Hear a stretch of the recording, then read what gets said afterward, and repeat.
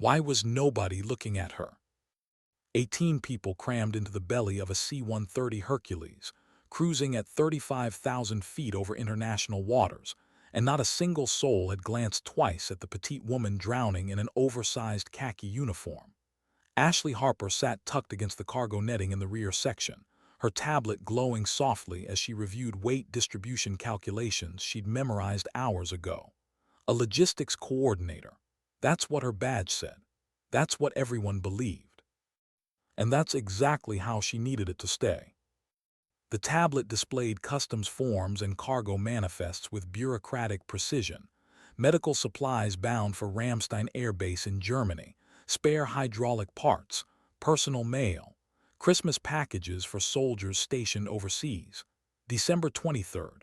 Tomorrow was Christmas Eve. She wondered if anyone would notice when she didn't show up to the logistics office party. Probably not. The quiet coordinator with sandy blonde hair who kept to herself, who never complained, who processed paperwork with robotic efficiency while others joked about terrible coffee and weekend plans. But beneath that carefully constructed facade, Ashley's hazel eyes tracked everything with surgical precision. The slight deceleration in the aircraft's pitch that didn't match the weather conditions, the subtle change in engine tone that the pilots hadn't announced.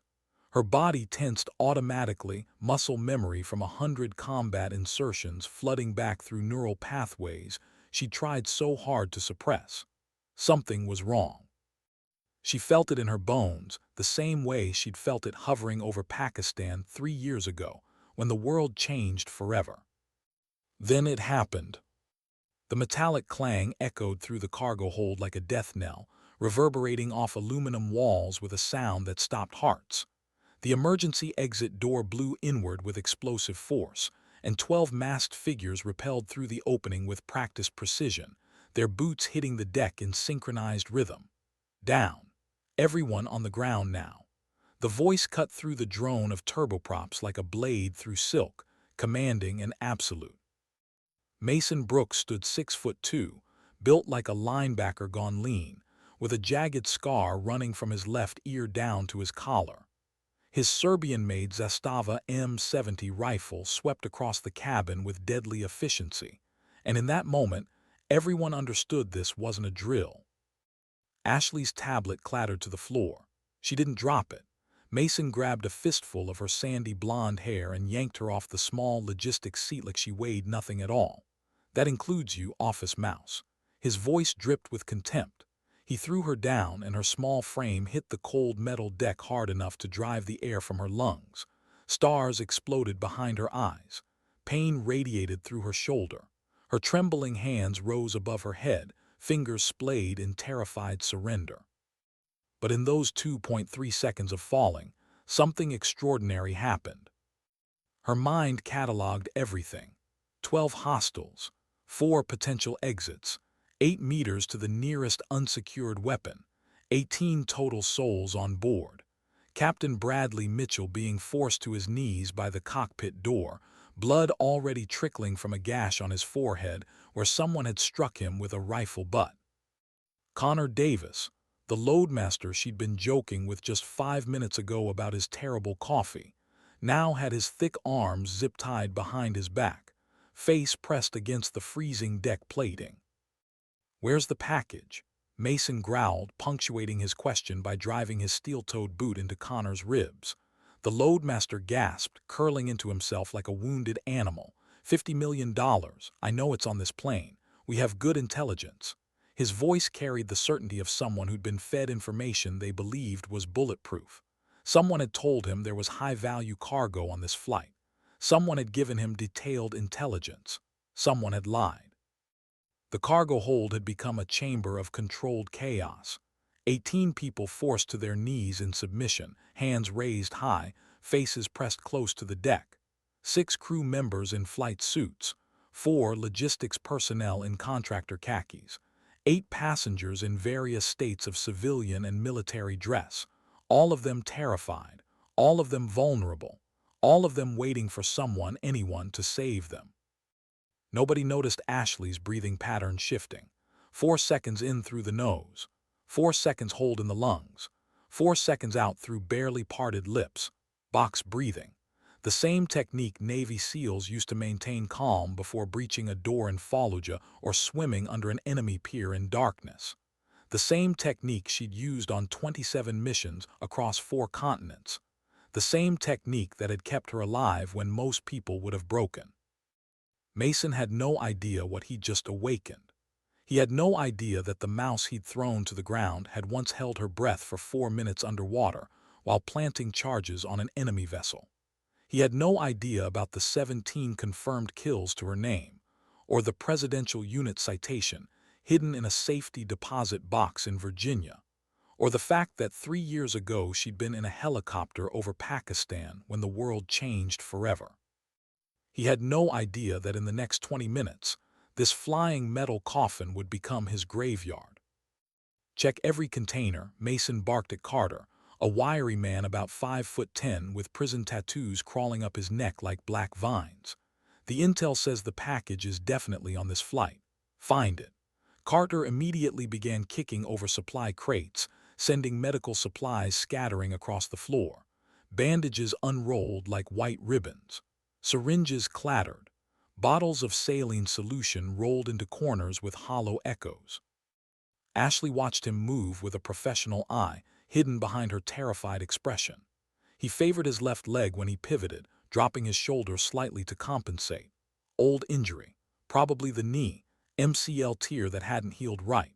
Her mind filed it away automatically in the same mental drawer where she kept exit strategies and improvised weapon possibilities. Every detail mattered. Every weakness was inventory. Every second brought her closer to the moment when she'd have to decide. "Please," a woman's voice whimpered from Ashley's left. Rachel Torres, mid-40s, wearing standard contractor credentials on a lanyard around her neck. Her voice carried just the right amount of fear and confusion. "We don't know anything about any package. This is just a cargo flight." Mason spun on his heel with predatory grace, his hand moving in a blur. The backhand caught Rachel across the face with a crack that echoed through the hold. The woman crumpled sideways, blood immediately beginning to flow from her split lip. Ashley had to consciously force every muscle in her body not to react, not to shift into the combat stance that her body desperately wanted to assume. Instead, she cowered lower, whimpering, playing her part with Oscar-worthy conviction. But beneath the act, her muscles remembered other movements. Other responses trained into her over 2 years of the most grueling military training on Earth, followed by 5 years of operations in places the American public would never know about.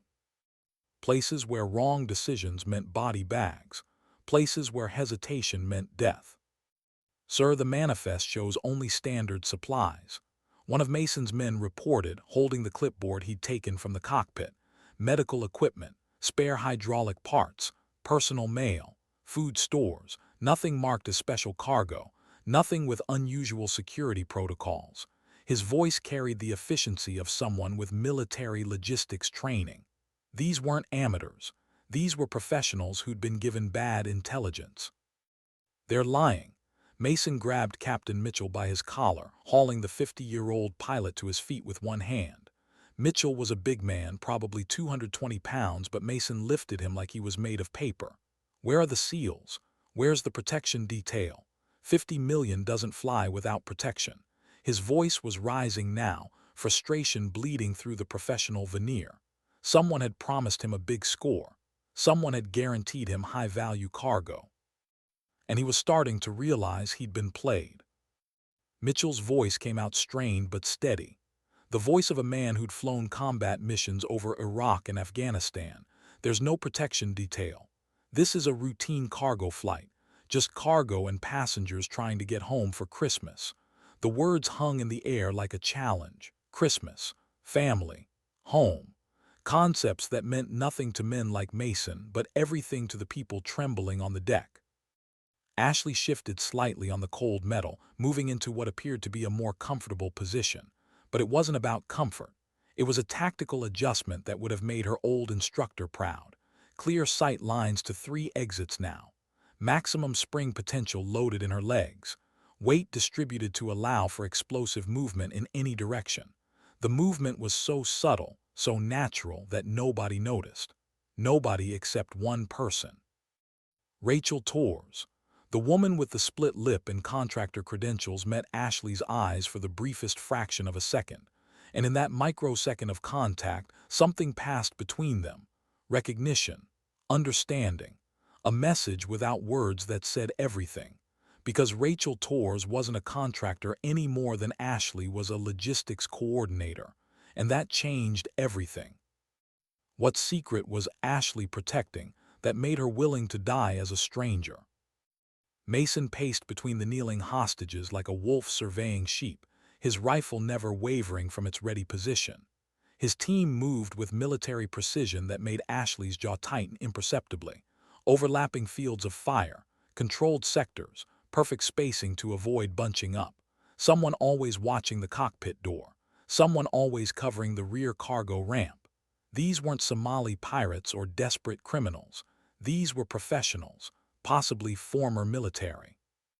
Definitely trained by someone who knew exactly what they were doing. The realization settled over Ashley like a cold blanket. This wasn't a random hijacking. This was a planned operation with specific objectives. Someone had fed them intelligence about high-value cargo. Someone wanted this plane taken. And someone had made a catastrophic miscalculation about what was really on board. Because the most valuable thing on this C-130 wasn't cargo. It was two women who'd spent years becoming invisible. Two women who could kill everyone in this hold without breaking a sweat. Two women who were running from something far more dangerous than hijackers. "Boss, we've checked everything." Carter's voice carried a note of confusion that bordered on panic. No special containers, no secured cargo, no hidden compartments, just standard military supplies and personal items. Either the intel was wrong or they moved it to a different flight. The words hit Mason like a physical blow. You could see it in the way his shoulders tensed, in the slight tremor that ran through his scarred hand. He'd committed to this operation based on guarantees, promises, intelligence that was supposed to be solid. And now, he was realizing he'd hijacked a plane full of witnesses with nothing to show for it. That's when things became dangerous. A professional with a plan was predictable. A desperate professional with no exit strategy was chaos incarnate. Ashley saw it in his eyes, the shift from tactical operation to survival mode. He was recalculating, reassessing, and every scenario ended with dead witnesses. "We're checking the passengers next," Mason announced, his voice taking on an edge that made Ashley's stomach clench. "Strip search if necessary. If the package is on this bird, we're finding it." Two of his men moved toward the kneeling passengers, and Ashley's mind went into overdrive. In approximately 90 seconds, they'd reach her. In approximately 2 minutes, they'd find the small scars on her hands from rope burns during fast-rope training. In approximately 3 minutes, they'd notice the calluses on her trigger finger that no logistics coordinator should have. In approximately 4 minutes, people would start dying. She couldn't let that happen, wouldn't let that happen. But there was a problem, a complication that made this infinitely more complex than a simple tactical scenario. Because revealing herself meant revealing the mission. And the mission was bigger than 18 lives, bigger than one hijacked plane, bigger than anything she'd ever been part of before. "Please," Ashley whimpered, her voice small and terrified. "I need to use the bathroom. I think I'm going to be sick." It was pathetic, weak, exactly what they expected from a frightened civilian. Mason barely glanced at her. "Hold it, office mouse. Nobody moves until we're done searching." But Ashley had achieved her goal. She'd drawn attention without raising suspicion. Planted the seed of herself as the weakest, most harmless person on this plane. Psychology warfare disguised as fear. Rachel Torres shifted slightly, and Ashley caught the almost imperceptible movement. Rachel was preparing too, making micro-adjustments to her position, testing the zip ties on her wrists with subtle pressure. The contractor facade was slipping, replaced by something harder, something trained. They needed to coordinate without communicating, needed to move as a team without ever discussing tactics. It was impossible, except they'd both been trained for exactly this kind of impossible. A scream tore through the cargo hold. One of the passengers, a young soldier in his early 20s, had panicked. "I don't have anything. Please, I'm just going home to see my family. Please don't hurt me." His voice cracked with genuine terror, and Mason's response was immediate and brutal. The rifle butt caught the soldier across the face, splitting his lip and sending him sprawling. "Shut up. All of you shut up, or the next person who speaks gets a bullet." Ashley's hands trembled, not from fear, from restraint, from the overwhelming urge to move, to act, to end this before more people got hurt. But timing was everything. Reveal too early and people died. Reveal too late and people died. The margin for error was measured in heartbeats and fractions of seconds. She needed a trigger, an opening, a moment when Mason's team would be fractionally out of position.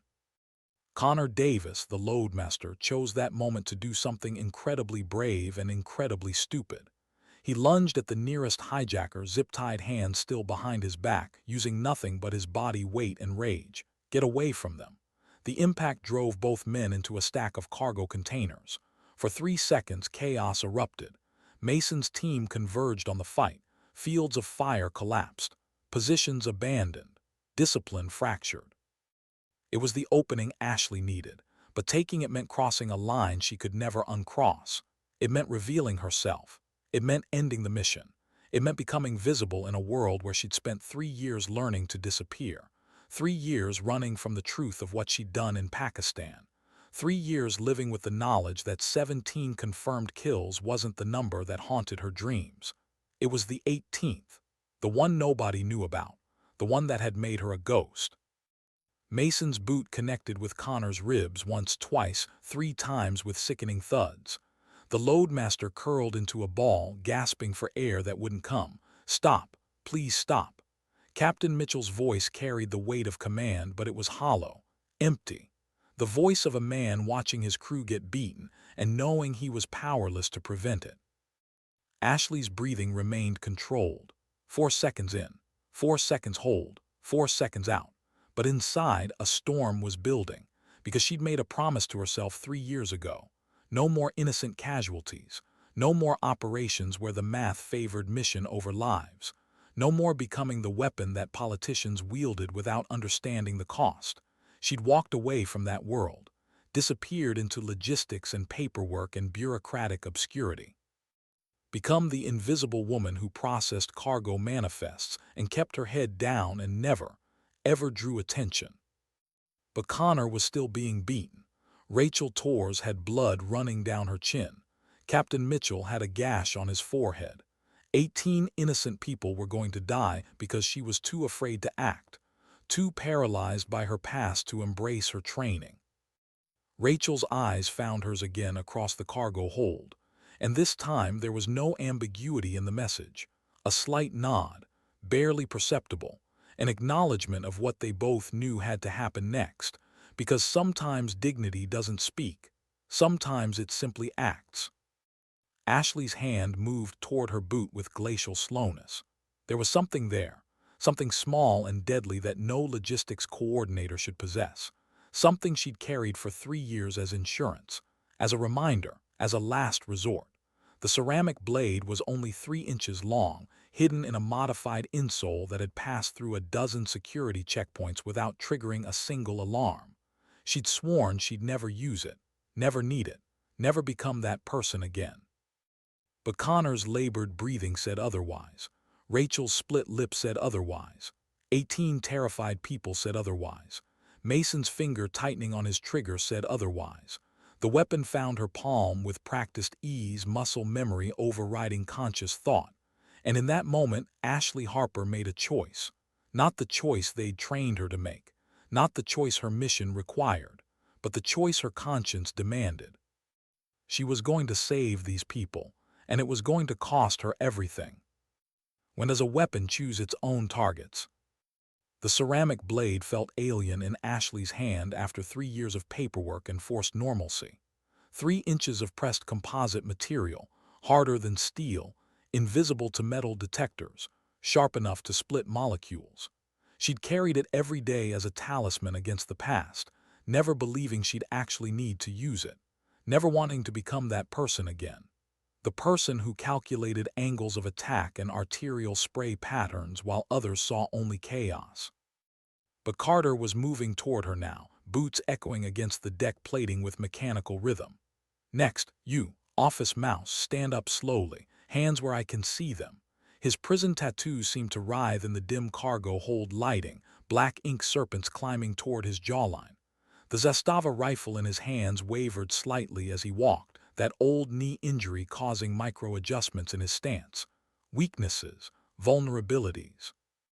The tactical part of Ashley's brain cataloged everything automatically, even as the human part of her screamed to stay down, to stay hidden, to let someone else fight this battle. Ashley rose to her feet with trembling slowness, the ceramic blade concealed against her forearm, fingers positioned to deploy or discard depending on how the next 30 seconds unfolded. "Please," she whispered, voice cracking with manufactured fear. "I'm just a logistics coordinator. I don't know anything." The words were ash in her mouth. Lies she'd told so many times they'd almost become truth. Almost. Carter grabbed her shoulder roughly, spinning her around to face the aircraft's aluminum wall. "Hands on the wall. Spread your legs." Standard pat-down procedure executed with the casual brutality of someone who'd done this 1,000 times before. His hands moved efficiently, professionally, checking for weapons with practiced precision. He found nothing.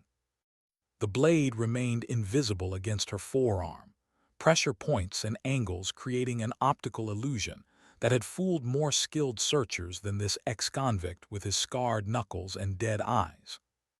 But something made him pause. Maybe it was the way Ashley's breathing remained too controlled.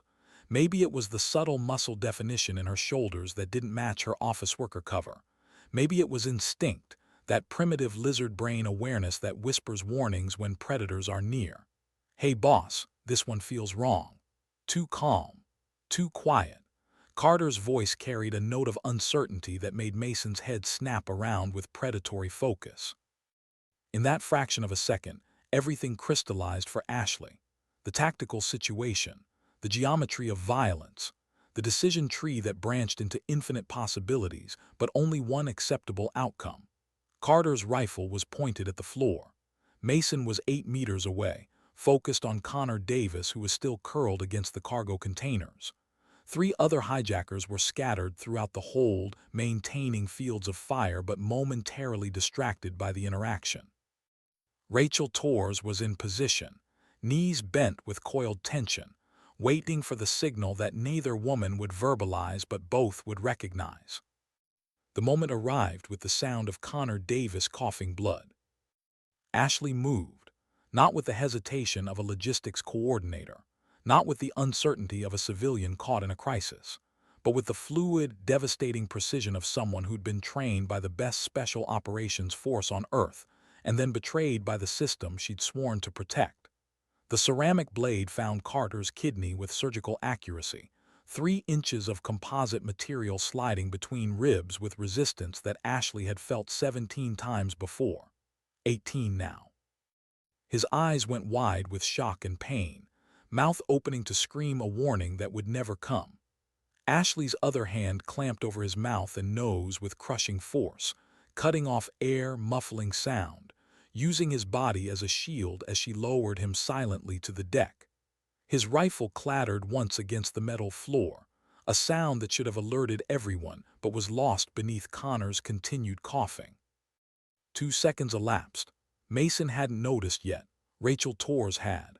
The contractor facade evaporated like morning mist, replaced by smooth, economical movement. Her zip-tied hands came around to her front, wrists rolling with practiced flexibility that spoke of hours spent training in escape techniques. The plastic ties parted against a sharp edge she'd been palming since the hijacking began. A bobby pin, modified, sharpened, deadly in hands that knew how to use it. 3 seconds. Ashley had Carter's Zastava rifle now, familiar weight settling into her grip like coming home after a long absence. The safety clicked off with a sound that seemed impossibly loud in the enclosed space, but was actually quieter than a whisper. Muscle memory took over, checking the chamber, confirming the load, calculating firing angles without conscious thought. 27 missions across 4 continents, and she'd never forgotten this feeling. The cold clarity that came with combat. The terrible focus that turned human beings into tactical problems to be solved. 4 seconds. Mason turned, finally sensing something wrong. His eyes found Carter's body on the deck, found Ashley standing over the corpse with a rifle in hands that no longer trembled, found Rachel Torres in a combat crouch that no contractor should know. His brain tried to process what he was seeing, tried to reconcile the office mouse with the woman who just killed one of his men without hesitation. But processing takes time, and time was a luxury he no longer possessed.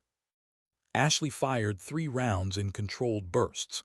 Center mass on the hijacker covering the rear cargo ramp. The suppressed reports sounded like someone tapping on glass, impossibly quiet, impossibly final. The man dropped without a sound, rifle clattering from dead fingers. Rachel moved simultaneously, closing the distance to the nearest hijacker with speed that defied physics.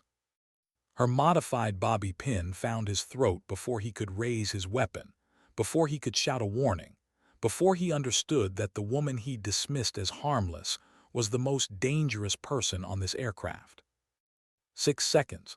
9 hijackers remained, but they were reacting now, training overriding surprise, weapons swinging toward targets as Mason's voice cut through the chaos. Contact. We have contact. The words were professional, controlled, exactly what you'd expect from military-trained operators, but there was an edge beneath the calm, recognition, understanding. Mason knew what he was looking at now. Knew the way Ashley moved, the way Rachel flowed between cover points. Knew they weren't civilians. Weren't contractors. Weren't anything close to what they'd pretended to be. Kill them? Mason's command was ice-cold, tactical, accepting the new reality with frightening speed. His rifle came up, targeting Ashley with mechanical precision. But she was already moving, already flowing toward the cargo containers that offered hard cover. 3 rounds stitched the air where she'd been standing, punching holes through aluminum with sharp metallic pops. Close. Too close. If she'd been the logistics coordinator she pretended to be, those rounds would have found flesh. Rachel vaulted over a supply crate with parkour fluidity, landing in a crouch behind stacked medical containers. Return fire began immediately, controlled 3-round bursts that forced the hijackers into defensive positions, disrupted their fields of fire, bought precious seconds for the passengers to scramble toward any cover they could find. Captain Mitchell was shouting orders now, voice finding authority again. Everyone down. Get to cover. Move, move, move. 18 terrified people became 18 motivated survivors, crawling, running, diving behind anything solid. Ashley's mind was operating on multiple levels simultaneously. Tactical level tracking 9 hostile positions, calculating firing angles, predicting movement patterns. Strategic level assessing ammunition counts, identifying choke points, planning an exit strategy. Human level nodding Connor Davis crawling toward cover with his ribs possibly broken. Captain Mitchell using his body to shield younger crew members. Rachel Torres moving with the fluid economy of someone trained in the same brutal school that had forged Ashley into a weapon. Mason was calling out commands in Serbian, coordinating his team with the efficiency of someone who'd led men in combat before. His voice carried authority but also frustration. Bewilderment. Nothing about this situation matched the intelligence he'd received. This was supposed to be a simple cargo snatch. High-value package. Minimal resistance. Quick extraction. Now he had 2 highly trained operators systematically dismantling his team. Passengers scrambling for cover instead of remaining compliant. And a tactical situation deteriorating faster than he could adapt. Someone had set him up. Played him, used him as a pawn in a game he didn't understand. The realization flickered across his scarred face like heat lightning, visible for only a moment before professional discipline reasserted control. It didn't matter why. What mattered was survival. What mattered was completing the operation or dying in the attempt. Mason was a professional, and professionals didn't quit just because the mission had gone sideways. Ashley understood that mentality. Respected it even as she worked to exploit it. She'd been exactly like Mason once, following orders without question, completing objectives regardless of cost, trusting that the people giving commands knew what they were doing, had good reasons, were working towards something greater than individual lives. Pakistan had taught her differently, had shown her what happened when operators became expendable, when missions mattered more than the people executing them, when the only easy day truly was yesterday. 10 seconds had passed since Carter died. In those 10 seconds, the cargo hold of a routine transport flight had transformed into a close-quarters battlefield. 3 hijackers down, 9 remaining, 18 civilians in various states of panic and confusion, 2 ghosts fighting to protect people who didn't know their names. And somewhere, flying this aircraft at 35,000 feet, pilots who had no idea their cargo hold had become a war zone. Rachel's voice cut through the gunfire, calm and controlled. Ash, left flank. 2 tangos moving to surround. The nickname was automatic, intimate, spoken without thought. A slip that revealed history between them, connection that went deeper than this moment. Ashley processed the information instantly, adjusted her position, acquired targets through the narrow gap between stacked cargo containers. 2 men moving with tactical discipline, trying to establish crossfire, trying to use superior numbers to overwhelm defensive positions. She fired once, twice. Both rounds found their targets, both men dropped. 11 hijackers had entered this aircraft. 6 remained. The math was brutal and simple, but math didn't account for variables like ammunition, fatigue, luck, or the fact that every second this firefight continued increased the chance of civilian casualties. Every missed round was a potential life ended. Every ricochet was Russian roulette played with 18 chambers. Mason's voice again, Serbian commands clipped and urgent. Ashley's brain translated automatically, another skill from another life. Fall back, defensive positions, protect the cockpit. He was adapting, regrouping, turning this from an offensive operation into a defensive standoff. Smart, professional, exactly what Ashley would have done in his position. Create a perimeter around a strategic asset. Use hostages as leverage. Buy time to negotiate or find an alternative exit strategy. But there was a problem with Mason's plan, a flaw he couldn't have anticipated.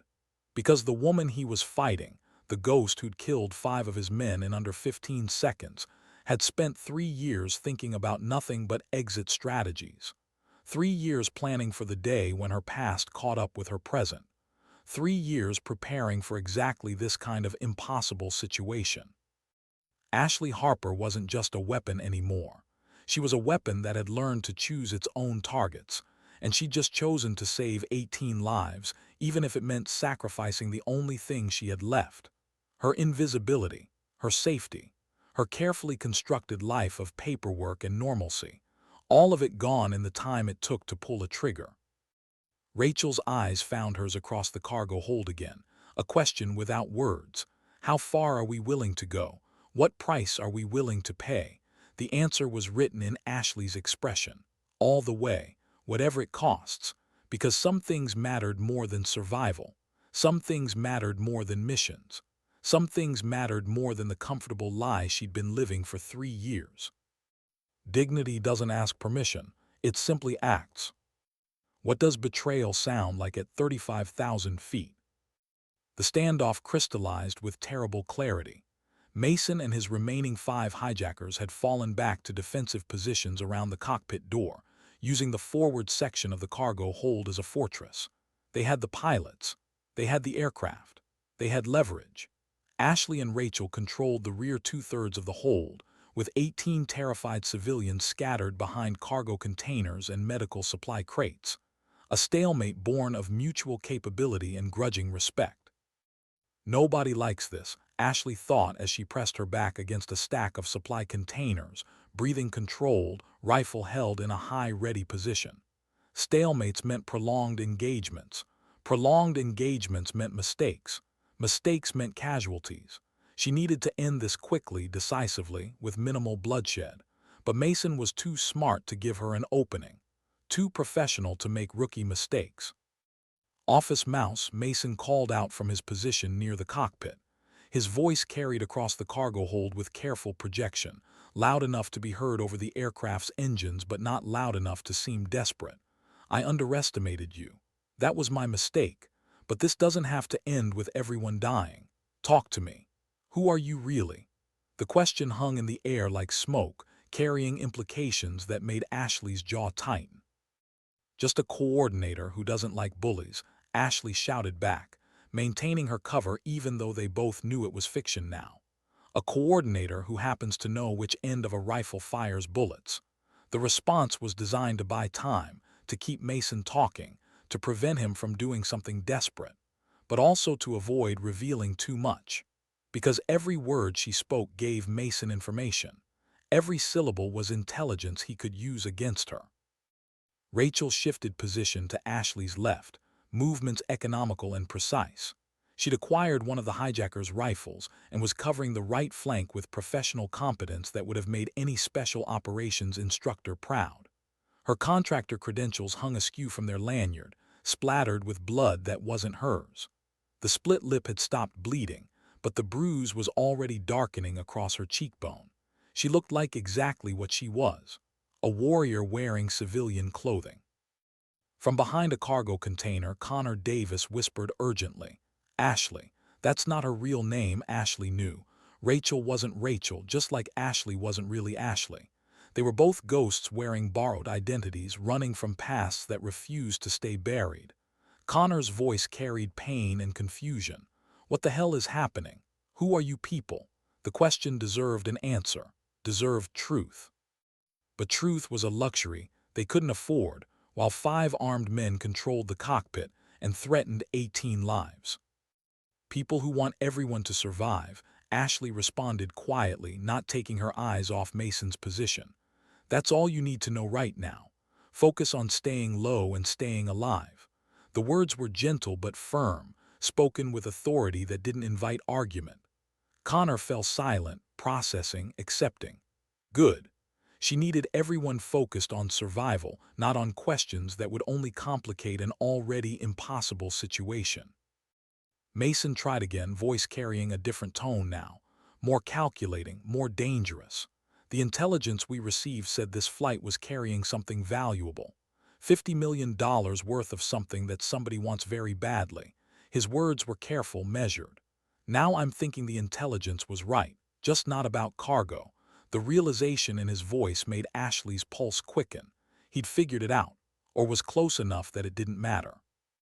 "You're smarter than you look," Rachel called out, her voice carrying an edge of dark humor. "Which means you're smart enough to know this has gone completely sideways. Smart enough to know that whatever you were promised isn't worth dying in a cargo hold over the Atlantic. Take the parachutes and go. Leave us the aircraft and everyone walks away." It was a reasonable offer, generous even. But Ashley knew Mason wouldn't take it, couldn't take it, because walking away meant admitting failure. Meant reporting back to whoever had hired him empty-handed. Meant living with the knowledge that 2 women had bested his entire team. Men like Mason didn't walk away, they doubled down. The radio crackled from the cockpit and a voice filled the cargo hold. "Mason, this is Phoenix, status report." The voice was distorted, electronically masked, but carried unmistakable authority. Ashley's blood turned to ice water. Phoenix. The code name she'd heard exactly once before, 3 years ago in Pakistan, right before everything went wrong. Right before the 18th kill. Right before she became a ghost. Rachel's sharp intake of breath confirmed she'd heard it too, recognized it too. Their eyes met across the cargo hold in a moment of shared horror and understanding. This wasn't a random hijacking. This wasn't about cargo. This was about them, about bringing them out of hiding, about forcing them to reveal themselves. They'd been hunted, found, played like pieces on a board they didn't even know existed. "We've encountered unexpected resistance," Mason reported into the radio, voice carefully neutral. "The package isn't where intelligence indicated. Situation is complicated." There was a long pause, static filling the space while whoever Phoenix was processed the information. Then the response came, cold and precise. "Complete the mission. Use any means necessary. No witnesses." No witnesses. The words settled over the cargo hold like a death shroud. Captain Mitchell with his family waiting in Germany. Connor Davis who made terrible coffee and told dad jokes. The young soldier who'd panicked earlier, whose face was still bleeding from Mason's rifle butt. 18 people who'd done nothing wrong except board a flight home for Christmas. All of them sentenced to death by a voice on a radio. Ashley's mind raced through scenarios, calculating odds, assessing options. They could fight, probably win, take down the remaining hijackers before they executed anyone. But the pilots were in the cockpit, separated by a reinforced door. Mason's team could kill them before Ashley breached the position. The aircraft would go into an uncontrolled dive. Everyone would die anyway. Alternative, negotiate. Offer herself and Rachel in exchange for the passengers. But Phoenix's orders had been clear. No witnesses. Trading hostages wouldn't change the math. There had to be another play, another angle, something she was missing in the tactical calculus. Her brain worked through permutations at lightning speed, discarding impossible options, weighing risks against benefits, searching for the thread that would unravel this entire situation. And then she saw it, the answer that had been there all along, hiding in plain sight. Phoenix doesn't want cargo, Ashley called out to Mason, her voice carrying certainty now. Doesn't want money. Phoenix wants us. Me and Rachel. That's what this whole operation has been about from the beginning. You were never supposed to find a package. You were supposed to find us. The words tasted like revelation and betrayal in equal measure. Someone had known they were on this flight. Someone had known their covers. Someone had orchestrated this entire situation to flush them out of hiding. Mason's silence confirmed the truth of her words. He hadn't known, had been used just as thoroughly as the passengers, was realizing now that he was expendable too, that whatever promises Phoenix had made, whatever payment had been offered, none of it would matter if everyone on this aircraft died.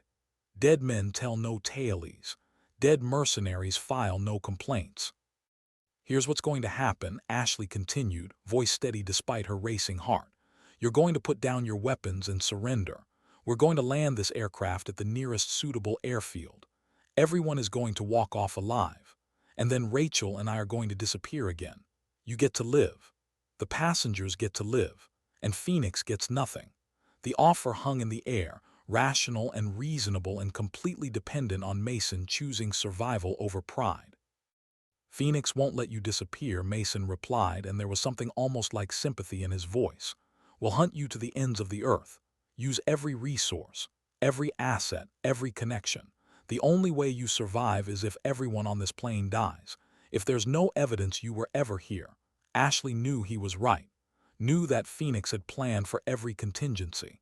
Had orchestrated this situation to force an impossible choice. Save the passengers and be hunted forever. Or let them die and remain ghosts. Rachel's voice cut through the tension, clear and strong. Then we choose to be hunted, choose to be visible, choose to protect people who can't protect themselves. Because that's what warriors do, not follow orders blindly, not sacrifice innocence for convenience, but stand between the helpless and the hostile, regardless of the cost. Her words carried conviction that made even Mason pause. Ashley felt something shift inside her chest. A weight she'd been carrying for 3 years finally lifting. Rachel was right. They'd been running from the truth of what they were, trying to hide from their training, their capabilities, their fundamental nature. But you can't hide from yourself. Can't escape what you've become. The only choice is whether to use those capabilities for something that matters. The radio crackled again. Phoenix's voice, colder now. Mason, I've just authorized the release of your criminal records to every law enforcement agency in Europe. The moment you land, you'll be arrested. Your team will be arrested. This is your only chance at freedom. Complete the mission. Ashley saw the impact of the words on Mason's face, saw the calculation, the betrayal. Phoenix had never intended to honor whatever deal they'd made, had planned from the beginning to sacrifice Mason's team as loose ends. Looks like we're all expendable, Ashley said quietly. All pawns in someone else's game. Question is, do we keep playing by their rules, or do we write our own ending? The cargo hold fell silent except for the steady drone of the turboprops. 18 lives hung in the balance. 2 ghosts faced a choice between safety and principle. 5 hijackers contemplated betrayal by the people who'd hired them. And somewhere, Phoenix waited to see if the plan would succeed. Waited to see if fear and self-interest would triumph over conscience. Waited for proof that everyone has a price, everyone can be controlled, everyone will choose survival over sacrifice. Phoenix was about to learn otherwise. How do you save someone who's already dead? Mason lowered his rifle, not dramatically, not with surrender, but with the slow, deliberate movement of someone reassessing every assumption they'd made. His remaining team members looked at him with confusion and growing unease. "Boss," one of them questioned. Phoenix said, "No witnesses. We have our orders." The words carried weight of military discipline, of following commands regardless of personal feelings. "Orders from someone who just threw us to the wolves," Mason replied, his scarred face hardening with decision. "From someone who was planning to sacrifice us the moment we landed." His eyes found Ashley's across the cargo hold. "You said everyone walks away. I need guarantees. Need to know this isn't a trap." The request was reasonable, professional, the ask of a man who'd been betrayed too many times to trust without verification. Ashley emerged from behind her cargo container cover slowly, rifle pointed at the deck in a non-threatening posture but still ready to deploy in milliseconds if needed. "Here's your guarantee. I'm Ashley Harper, former Navy SEAL, Team 6, 17 confirmed kills across 4 continents. I was on the operation in Pakistan 3 years ago that the government won't acknowledge happened. I'm supposed to be dead. Buried in Arlington with full honors while I actually disappeared into logistics and paperwork." The words were confession and revelation. Her real name, her real history, everything she'd spent 3 years hiding, laid bare in the middle of a hijacked cargo plane. Rachel stepped out as well, matching Ashley's movement. Sarah Harper, Ashley's sister, CIA field operative, specialized in Russian intelligence networks, also supposed to be dead, killed in a car accident in Prague that never actually happened. She glanced at Ashley with something approaching relief. 3 years of living a lie, and the truth was finally in the open. 3 years of pretending to be strangers, and their blood connection was finally acknowledged. The passengers gasped. Connor Davis actually laughed, a sound somewhere between hysteria and understanding. "Harper sisters, that's why you both had the same." He trailed off, processing. Captain Mitchell's expression shifted from confusion to comprehension to something approaching awe. "Navy SEAL, CIA, you've been on my aircraft this whole time and I had no idea." The words weren't accusatory, just amazed. Mason studied both women with professional appreciation. "Phoenix wanted you. Specifically you, has been hunting you for 3 years. The intelligence about high-value cargo was bait, to get you to reveal yourselves." His mind was working through implications, reassessing the entire operation through this new lens. "So who is Phoenix? What did you do that made someone hunt you for 3 years?" Ashley and Sarah exchanged glances. The question deserved an answer. Mason had made his choice, had lowered his weapon, had chosen survival over blind obedience. That earned him truth. "In Pakistan 3 years ago, we were part of an operation," Ashley began carefully. "The official story is that we captured or killed high-value targets. The unofficial story is more complicated. We discovered that the operation was compromised from the beginning," Sarah continued. "That someone in the intelligence community was running a parallel agenda, using us to eliminate targets that weren't terrorists, weren't enemies, were business competitors, political rivals, inconvenient witnesses. We were being used as assassins while thinking we were serving our country." "The 18th kill," Ashley said quietly, "the one that doesn't appear in any record, that was when we figured it out. When we realized the person we just eliminated wasn't a terrorist, was a journalist investigating corruption in the military-industrial complex, was someone Phoenix needed dead." Her voice carried weight of 3 years of guilt, 3 years of knowing she'd been manipulated into murder. "So we died," Sarah finished, "faked our deaths, disappeared, started hunting Phoenix from the shadows, gathering evidence, building a case, trying to figure out who was pulling the strings so we could expose them without getting killed for real. The room fell silent as everyone processed the revelation. This wasn't just a hijacking. This was the culmination of a 3-year intelligence war fought in shadows and secrets. Mason nodded slowly. Phoenix found you, set this whole operation up to draw you out, probably has teams in place to intercept wherever this aircraft lands. The moment we touch down, you're both dead. He was right, of course. Phoenix had orchestrated every element perfectly. The hijacking to force them to reveal their capabilities, the order for no witnesses to ensure they couldn't hide again, the threat against Mason's team to ensure compliance, every angle covered. Except one, Sarah said, a dangerous smile crossing her face. Phoenix assumes we're going to land, assumes we're going to try to blend back into civilian life, assumes we're still running. But what if we stop running? What if we go directly at the source? Ashley understood immediately. What if we turn this aircraft into our tactical advantage? We have Mason's team as witnesses to Phoenix's betrayal. We have 18 civilians who have seen us save their lives. We have evidence that Phoenix ordered mass murder to cover their tracks. We have everything we need except Phoenix's identity. The radio crackled. Mason, final warning, complete the mission or face the consequences. Phoenix's voice carried absolute authority, confident that fear would triumph over conscience. The voice was still electronically masked, but there was something about the cadence, the phrasing, that made Ashley's tactical mind start working differently. Sarah was already moving, pulling equipment from one of the hijackers' tactical bags, signal intelligence gear, sophisticated tracking equipment. She held up a small device with knowing expression.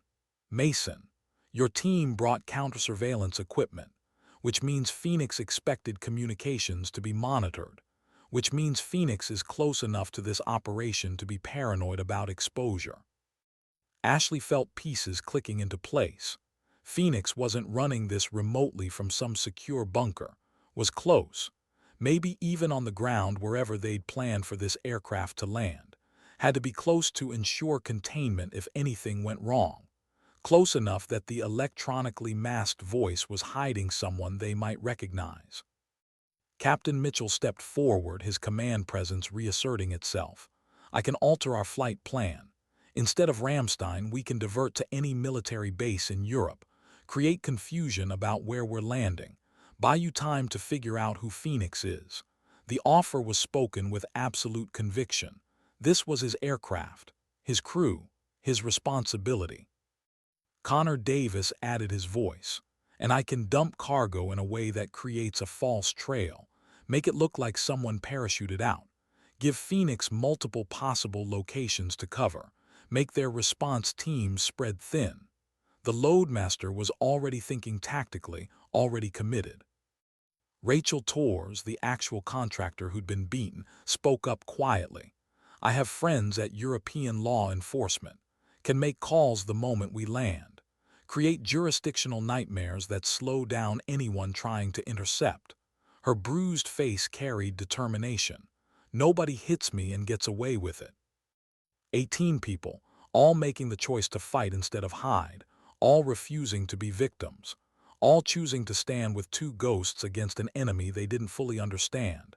Ashley felt something crack inside her chest, not breaking, opening. 3 years she'd been running, 3 years convinced she had to face Phoenix alone, 3 years believing she couldn't trust anyone. But trust wasn't about certainty, trust was about choice, and 18 people were choosing to trust her. Sarah's equipment beeped urgently, got something.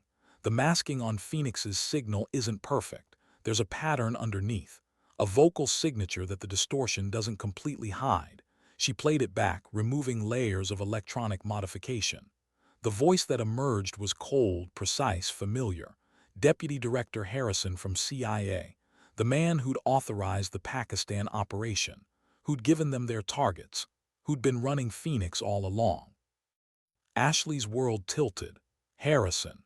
She'd met him exactly twice, once during initial briefing, Once during the after-action report where he'd commended their performance, had seemed like a standard mid-level administrator, bureaucrat playing at spy master, nothing that suggested the calculating mind behind a 3-year hunt. He ordered us to kill a journalist, Sarah Breathed, ordered mass murder to cover it up, has been hunting us to protect his secrets. How deep does this go? The question hung in the air, implications spiraling outward.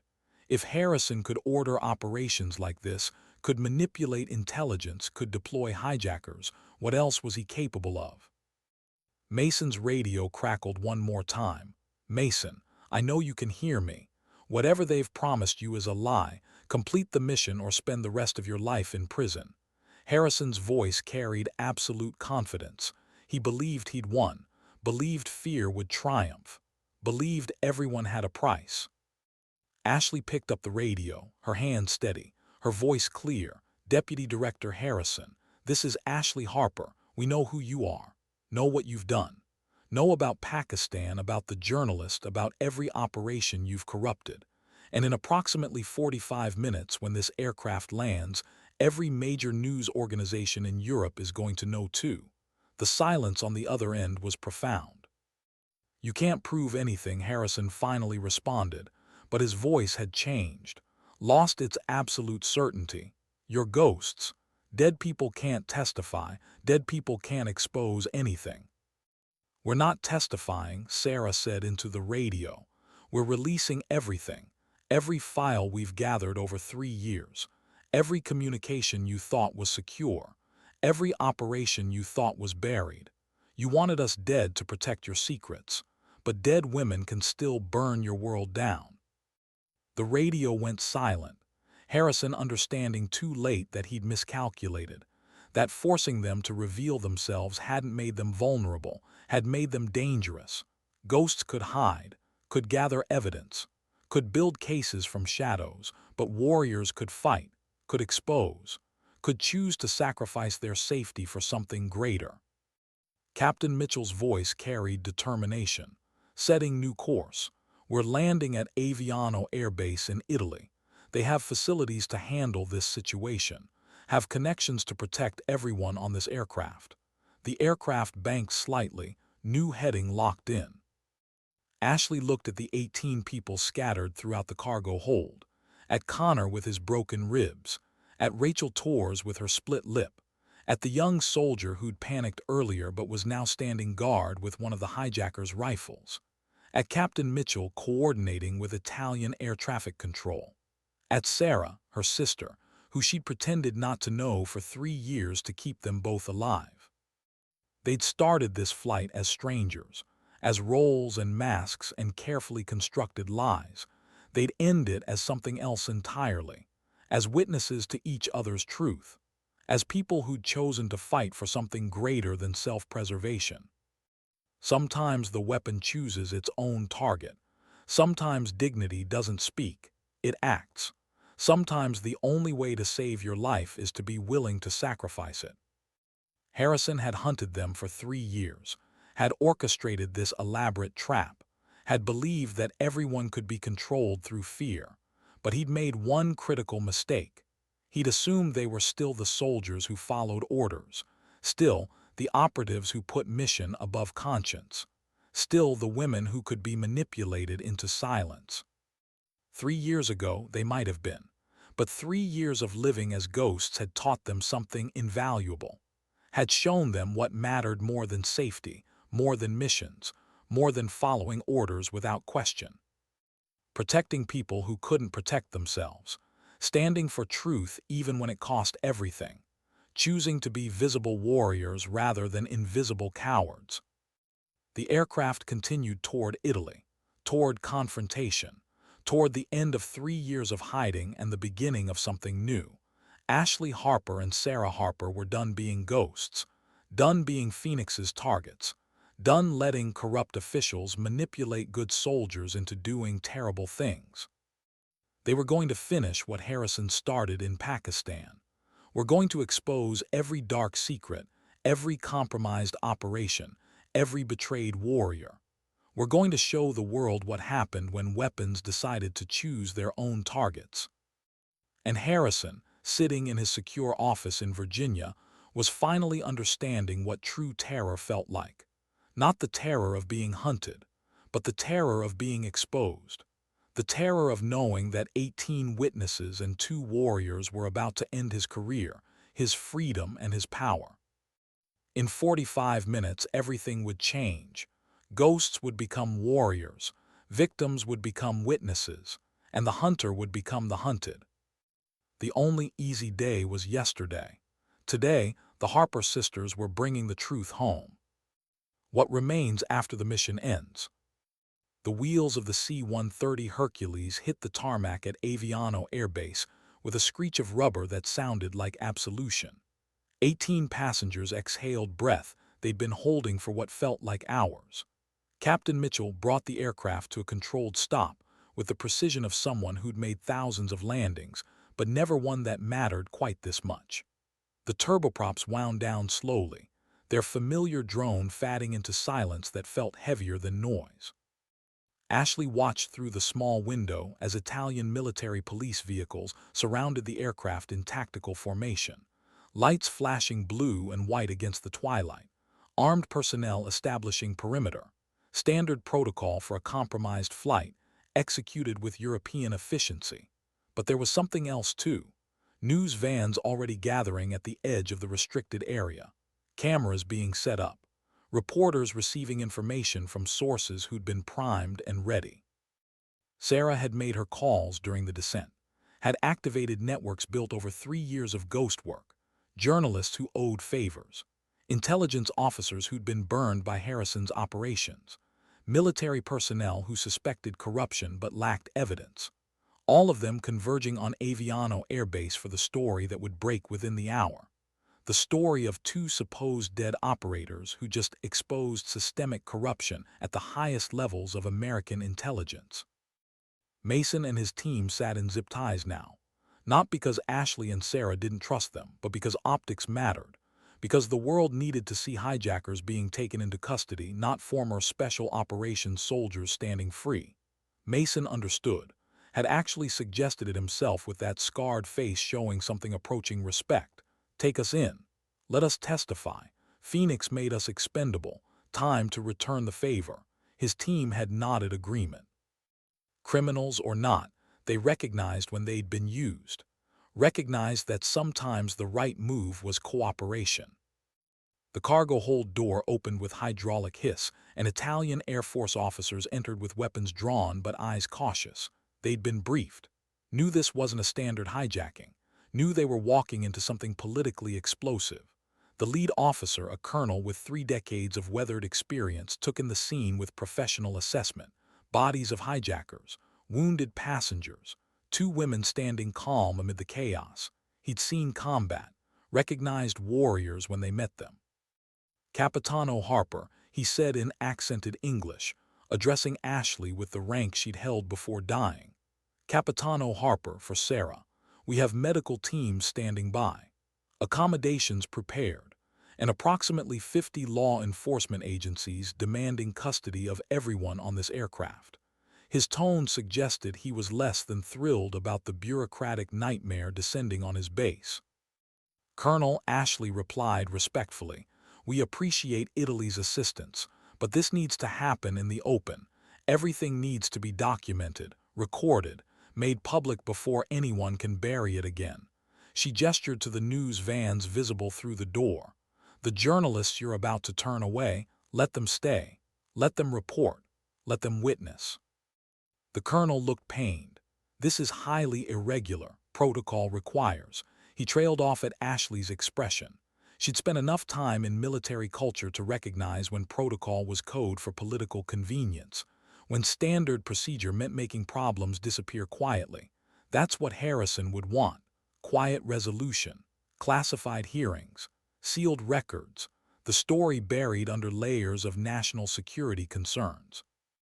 "That ends today," Sarah said firmly.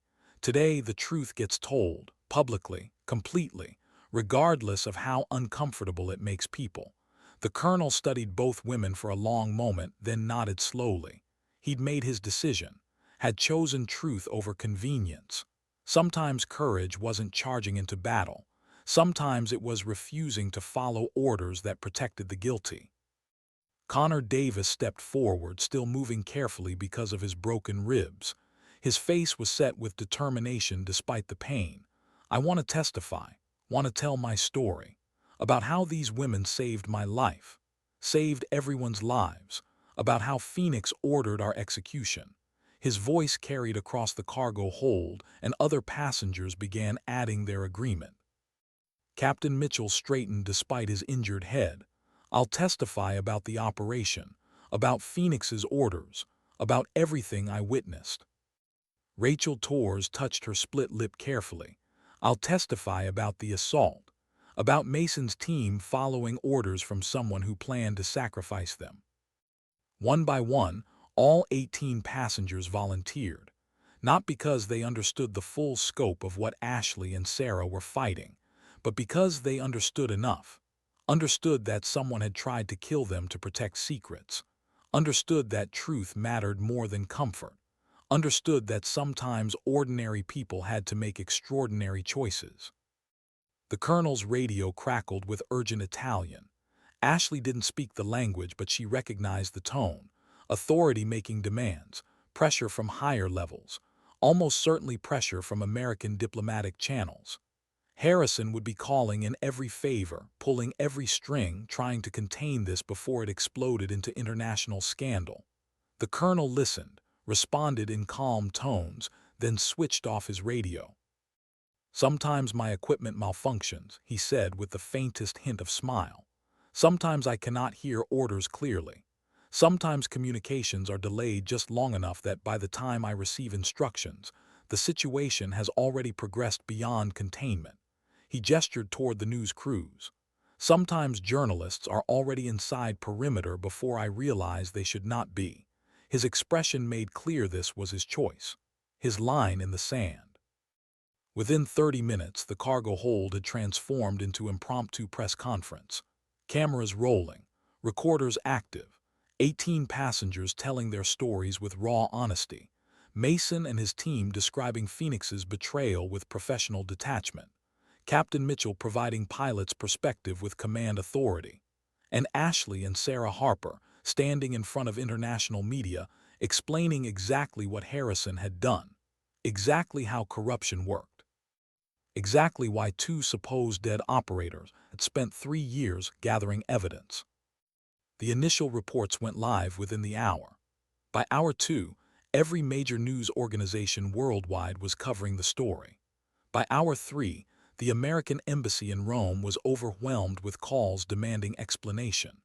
By hour 4, congressional oversight committees were announcing emergency hearings. By hour 5, Deputy Director Harrison was being escorted from CIA headquarters by federal marshals while cameras captured every moment. The system that had protected him for decades collapsed in less than a day. Not through violence, not through covert operations, but through simple truth publicly told by people willing to risk everything for principle. Ashley and Sarah sat in a small office at Aviano Air Base as the sun set over Italy, watching news coverage on a laptop. Harrison's face on every channel, details of the Pakistan operation being dissected by analysts, the journalist's death finally being acknowledged, other operators coming forward with their own stories of being used, manipulated, sacrificed for political expediency. A dam had broken, and 3 years of suppressed truth was flooding out. "You think it's enough?" Sarah asked quietly. "Think it changes anything?" The question carried weight of 3 years running, 3 years wondering if their sacrifice mattered, 3 years living as ghosts. Ashley thought about Connor's broken ribs, Rachel's split lip, the young soldier's terror, Captain Mitchell's courage, 18 people who'd chosen to stand witness, to risk inconvenience and discomfort for truth. "It's a start," she replied. "It's proof that ordinary people will do extraordinary things when given the chance. That corruption only works when good people stay silent." "What happens now?" Sarah pressed. "We're visible again. Can't be ghosts anymore. Every intelligence agency knows we're alive, knows what we're capable of. Some will want to recruit us. Some will want to eliminate us. Most will just want us to disappear quietly and stop making them uncomfortable. Ashley considered the question, thought about the last 3 years, about choosing to save 18 lives even though it meant exposing themselves, about learning that weapons could choose their own targets, about discovering that dignity didn't need permission to act. We do what we should have done from the beginning. We choose our missions. We protect people who need protecting. We expose corruption that needs exposing. We work for causes that matter, not for flags or agencies or officials who see us as expendable. So we're mercenaries. Sarah's tone suggested she'd already accepted this path but wanted confirmation. We're warriors who remember why we became warriors in the first place, Ashley corrected. To protect, to serve, to stand between innocence and harm. We just do it on our terms now, with our rules, for our reasons. The words felt right in a way that orders never had. A knock on the door interrupted their conversation. The Italian colonel entered, expression serious. You have visitors. People claiming to represent various interests. Some are diplomatic. Some are intelligence. Some are private contractors with offers. All of them want to talk. His tone suggested he'd screened dozens of such requests already. Tell them we're not available, Ashley replied. Tell them we're considering our options. Tell them we'll reach out if and when we're interested. The colonel nodded understanding but didn't leave. There's one more visitor. Someone who says you'll want to hear what they have to say. A woman. Russian accent. Goes by the name Valentina. Ashley and Sarah exchanged glances. Valentina Koslova, Russian intelligence legend, supposedly retired, supposedly running private operations disconnected from state interests, supposedly offering opportunities to operators who'd been betrayed by their own governments. They'd heard whispers about her over the years, rumors about a network of elite soldiers working outside traditional structures, warriors choosing their own missions. Send her in, Sarah decided. Valentina entered with confident grace. Mid-50s, elegant features that hid decades of hard living, eyes that had seen everything and been impressed by nothing. She studied both women with professional appreciation before speaking in lightly accented English. The Harper sisters, very impressive performance today, very public, very brave, very stupid.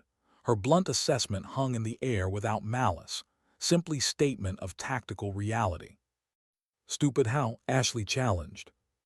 You've exposed yourselves completely, Valentina explained, sitting without invitation. Every agency now knows you're alive, knows your capabilities, knows you cannot be controlled through normal channels. You've made yourselves targets. Some will want to recruit you. Others will want to eliminate you before you expose more uncomfortable truths. Most will simply want to study you to understand how operators can go rogue successfully. She paused for effect. You've guaranteed you can never have normal lives again. We stopped wanting normal 3 years ago, Sarah replied. Stopped believing in systems that sacrifice good people for political convenience. Stopped trusting officials who see soldiers as expendable tools. If we're targets, at least we're targets who chose our path. Valentina smiled. This is why I'm here. I represent a network of operators who made similar choices. Former Spetsnaz, former SAS, former Mossad, former CIA and SEALs. Warriors from every major military, all betrayed by systems they served. All choosing to work for causes instead of countries. We take missions that matter, protect people who need protection, expose corruption that needs exposing. We're not mercenaries working for highest bidder. We're selective, principled, deadly when necessary. And you want us to join, Ashley concluded. I want to offer you option, Valentina corrected. Choice to continue fighting for what you believe in but with resources and support. Choice to be warriors instead of ghosts. Choice to matter. Her words carried weight of someone who understood exactly what they'd sacrificed. What's the catch? Sarah asked skeptically. There's always a catch. No catch, Valentina replied. Just understanding that some missions carry higher risk than others. That sometimes protecting innocence means opposing powerful interests. That honor and profit rarely align. We choose honor, Always. If you want comfortable life, I cannot help. If you want purpose, I can offer that. Ashley thought about the 18 passengers, about Connor and Rachel and Captain Mitchell, about choosing to act even when it cost everything, about learning that dignity doesn't need permission. We'll need time to consider, she said carefully. Need to ensure the people from this flight are protected. Need to finish what we started with Harrison's network. Of course, Valentina agreed, standing smoothly. Take your time. When you're ready, you'll find me. She placed a card on the desk. Plain white with only a phone number. No name, no organization, just contact information for when they decided. She left as quietly as she'd entered, leaving both women to contemplate the offer. Outside the office window, news crews were still reporting. Harrison's arrest playing on loop. Passengers giving interviews. The story spreading across every media platform worldwide. Tomorrow there would be hearings, investigations, calls for accountability and reform. The machinery of justice grinding slowly but inevitably forward. Sarah spoke first. 3 years we ran. 3 years we gathered evidence. 3 years we waited for the right moment. And it took 18 civilians and a hijacked plane to finally make us act. Not just act, Ashley corrected. Choose. We chose to save them even though it exposed us. Chose to trust them even though they were strangers. Chose to stand for truth even though it cost our invisibility. That's what matters. Not the running, not the hiding, but the choosing. So what do we choose now? Sarah pressed. Ashley looked at her sister. Really looked at her for the first time without pretense or cover story. They'd been strangers for 3 years by necessity, had built separate lives to minimize risk, had communicated through dead drops and coded messages, had pretended not to know each other even when passing in hallways. But blood was blood, and some bonds transcended operational security. We choose to keep choosing, Ashley replied. Keep picking missions that matter. Keep protecting people who need protection. Keep standing for principle over profit. Whether that's with Valentina's network or on our own, we choose to be warriors who decide their own targets. The Harper sisters, Sarah said with ironic smile. Sounds like something out of a bad action movie. Or a good one, Ashley countered. Depends on how the story ends. But that was the thing about stories, about missions, about lives lived with purpose. They didn't end. They transformed. They evolved. They continued in ways that nobody could predict. Harrison was arrested, but corruption didn't die with one deputy director. Phoenix was exposed, but other operations remained hidden. The system that had betrayed them was damaged, but not destroyed. There would be more missions, more choices, more moments when they'd have to decide between safety and principle, more opportunities to stand between innocence and harm, more chances to prove that warriors could choose honor over obedience. The only easy day was yesterday. Tomorrow would bring new challenges, new threats, new people needing protection, but that was fine. That was the choice they'd made, the path they'd selected, the mission they'd accepted. Ashley Harper and Sarah Harper had started this day as ghosts, had ended it as warriors, had learned that sometimes dignity doesn't speak, it simply acts, had discovered that sometimes the only way to find yourself is to stop hiding. Somewhere in Virginia, Harrison sat in federal custody contemplating the spectacular collapse of everything he'd built. Somewhere in Italy, 18 passengers were processing trauma and deciding how to tell their impossible story. Somewhere in the shadows, Valentina was preparing files for the next mission, the next operation, the next chance to make a difference. And in a small office at Aviano Air Base, 2 sisters who'd been dead for 3 years sat watching the sunset over Europe, knowing that tomorrow they'd begin living again. Not as ghosts, not as tools, but as warriors who'd finally learned to choose their own battles. Sometimes dignity doesn't speak, it simply acts. Sometimes honor matters more than flags. Sometimes the mission that really matters is the one you choose for yourself. The Harper sisters had chosen, and the world would never be quite the same.